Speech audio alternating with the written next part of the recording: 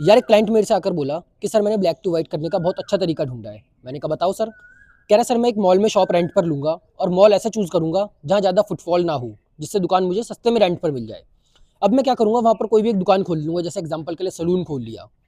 मैं वहाँ पर रोज़ दिखाऊंगा कि मेरे पास कस्टमर आ रहे हैं और कैश में पेमेंट कर रहे हैं, और मैं उनको कैश के बिल काटा करूंगा, फेक बिल, जबकि एक्चुअल में वहाँ कोई कस्टमर होगा ही नहीं।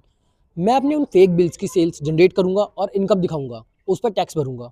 डिपार्टमेंट को दिखाऊंगा कि मैं इस सैलून के बिजनेस से अपनी इनकम को जनरेट कर रहा हूँ, और जबकि एक्चुअल में जो मेरी ब्लैक की इनकम है, काले धंधे हैं, उनसे जो इनकम आ रही होगी उसको वाइट कर लूँगा।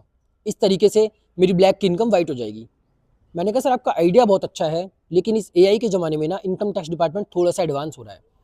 आजकल वो ये कैलकुलेट करने लग गए कि इस पूरे मॉल में कितना फुटफॉल है, आपके आसपास और जो सैलून की शॉप्स हैं उनमें कितना फुटफॉल है, वो कितनी इनकम जनरेट कर रहे हैं। वो इनकम दिखा रहे हैं 10,000 रुपये महीना, आप दिखा रहे हो कि मेरी 1 करोड़ की इनकम महीने की हो रही है।